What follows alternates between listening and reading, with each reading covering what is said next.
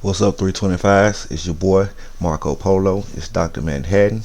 And tonight we're going to look at some interviews by James Gunn. And we're going to, me, personally, I think this is where the DCU went wrong. It's not a bash video. I'm not trying to downplay James Gunn's work. He's a good director. After all, he did do Brightburn. I love that movie. It's pretty much a Superman movie in the opposite direction. Superman becoming evil rather than a good person. You take that spin it back around, and have him do good. You have the original Clark Kent grew up on a farm and becomes Superman. So he can do darker superhero films. So I mean, that right there proves that he has the potential to do those type of films. Only thing that was missing was the slow-mo. I mean, other than that, that was a pretty good movie. But I ran across a couple interviews of his, and like I had been saying, I really hadn't cast any type of judgment on the guy for him being a bad director. Guardians of the Galaxy to me was great movies. Had never heard of any of those characters until he brought them to life on the big screen. Did pretty well. I mean, I don't know enough about them to say what he did wrong with them or what he did right, but great movies. They made great money. So, but looking at the interviews and listening to him talk about himself and the things that he went through,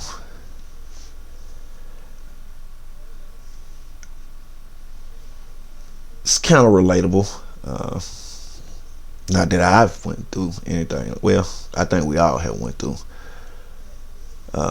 some of this, but we're gonna take a look at these interviews, and I'm gonna share my take on it after interviews. So, first interview I want to look at.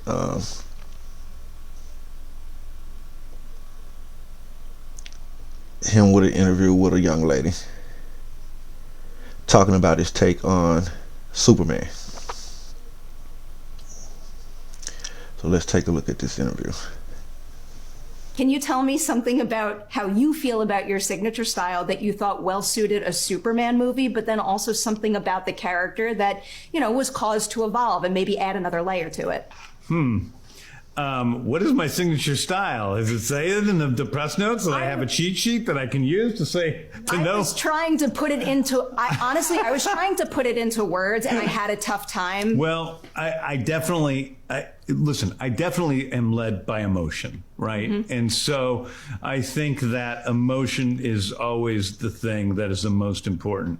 And I love action. So I think that is probably, I'm not your average director, because I don't think there's anybody that is more emotional but also really loves action. So those two things kind of fit together in a strange way where I think that serves Superman perfectly, because he is this very warm, open, loving, good, kind guy. He's very more in touch with his feelings than other characters I've worked with.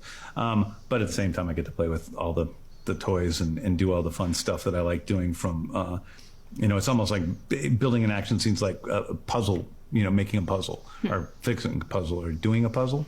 I guess we do puzzles. We don't fix puzzles.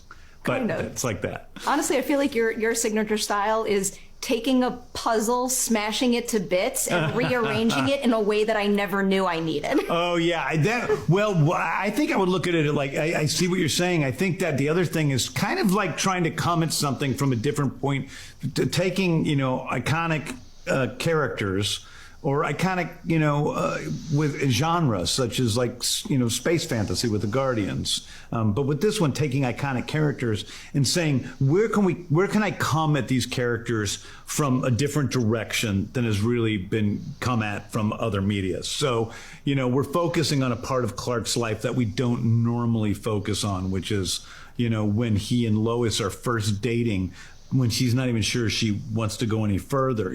We're also seeing an emotional and personal story about Clark, which is pretty rare.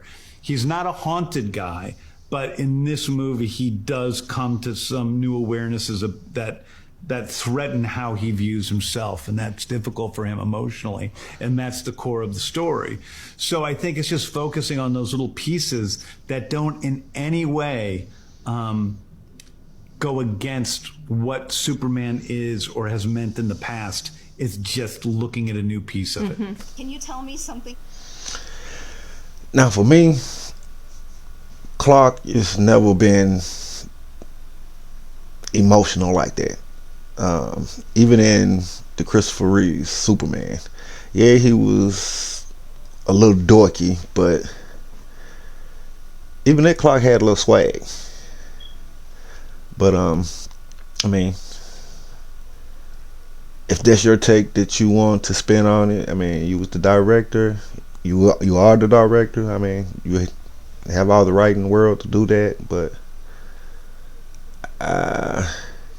in the comics, and Christopher Reeves, George Reeves,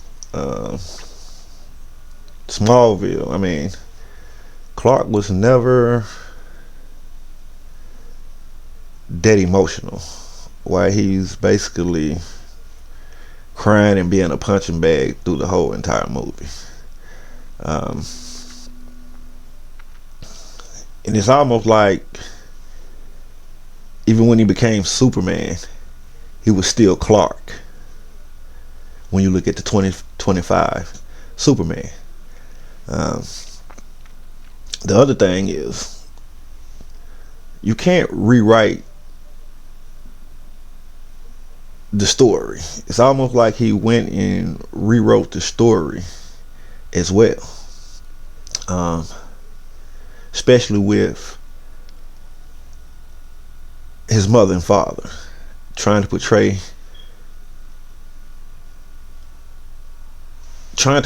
and trying to say that they sent him to Earth to take over, to dominate.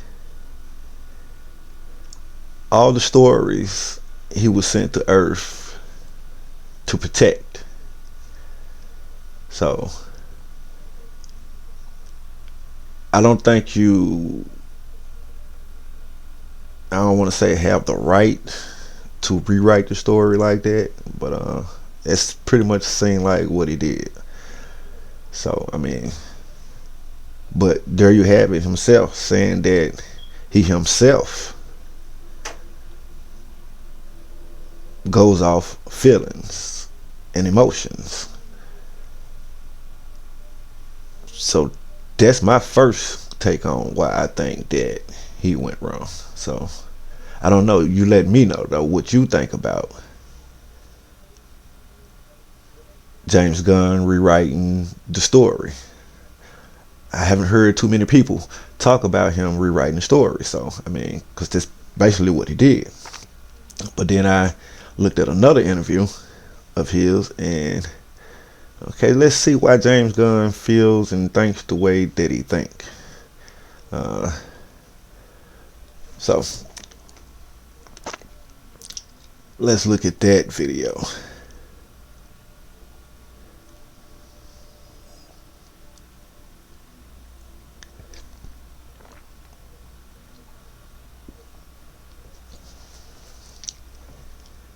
Fuck, I don't even like talking about this shit. I realize now I'm really talking about it, which I don't like. I think that what happened was my life was gone. I thought my career was over. I didn't think I was going to make another dime in this industry. So I was just going to have to hold on to whatever I had made, which was nowhere near as much as I had hoped it would be, to last for the rest of my life and live a really frugal life. Yeah.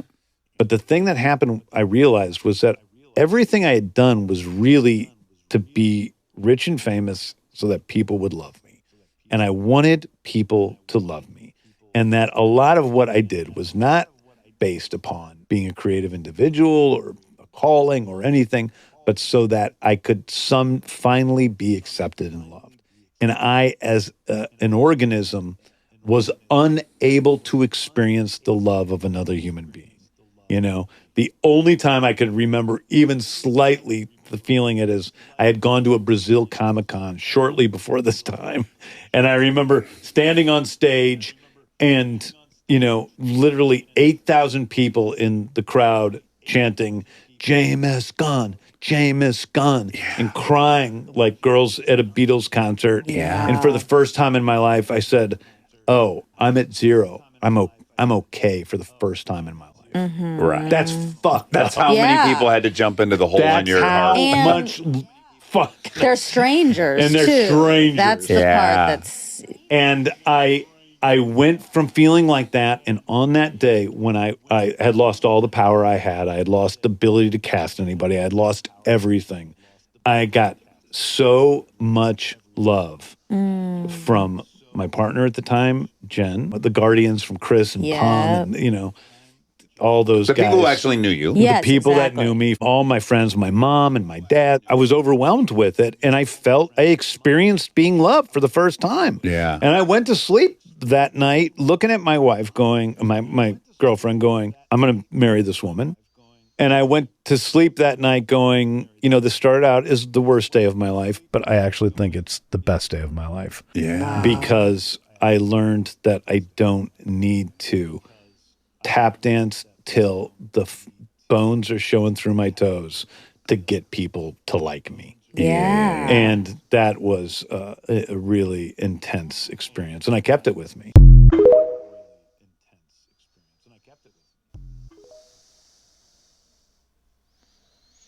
Fuck, I don't even like talking about this shit. I don't know about that right there. How I grew up.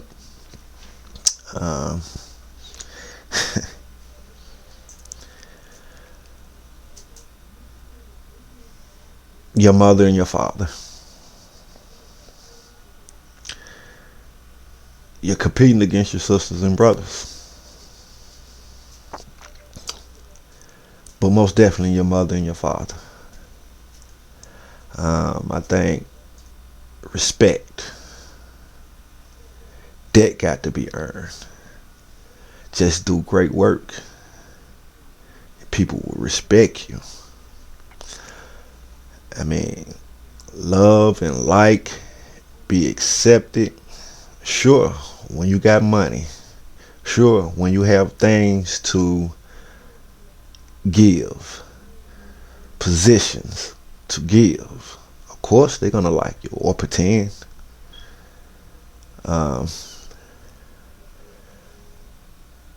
This is a dog eat dog world. Everybody's competing for attention.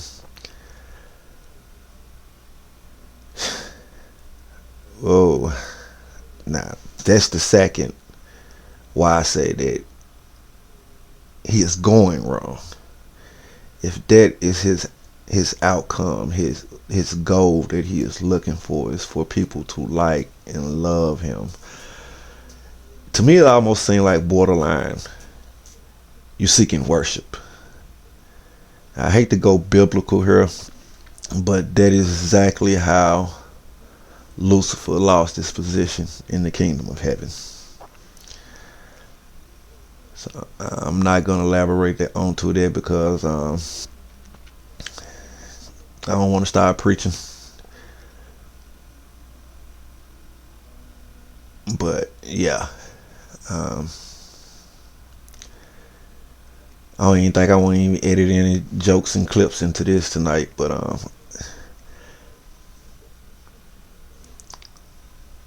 nobody is just really going to truly like and love you. Your mother and father. I mean, come on. There's over 1,500 people that work at my job. I have 9 subscribers. About 30 to 40 people that show up at every family function. But I have 9 subscribers.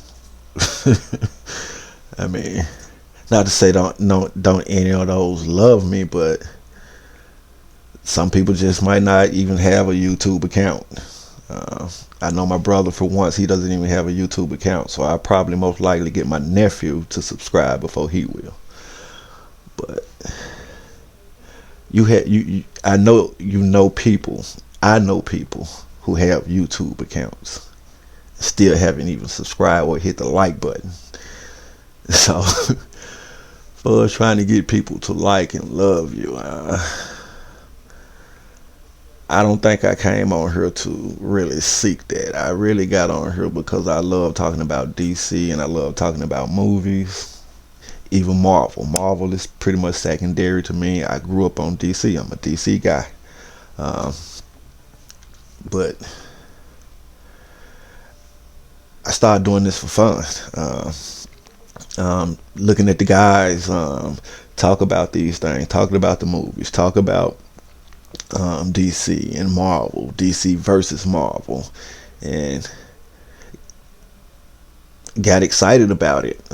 Trying to squeeze my comments in, and I felt like my comments wasn't being heard, my voice wasn't being heard. I'm like listening to guys talk about things that was inaccurate, and I've been reading comic books and following comic books for years, and I'm like, no, that ain't accurate. And so I try to squeeze and put in my little comments or whatnot, and I watch it go up the screen and don't get acknowledged. And I'm like, hey, I'm gonna start my own channel. So, but I just don't know. Like I said, you got that's just the way of the world. People are only interested in listening. You got something to hand out, something to give, a spotlight to put them in. Everybody is seeking to be in the spotlight. Attention. I mean, look at your social media platforms. You got females, they do the same thing. They, on every slide, twerking. When is that gonna end?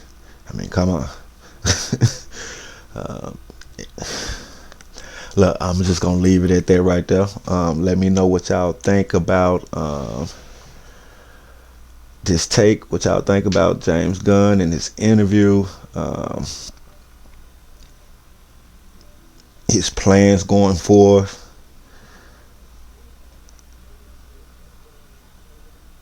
Don't forget to hit that like and subscribe. We're still building. Share your comments. Till next time, I'm out.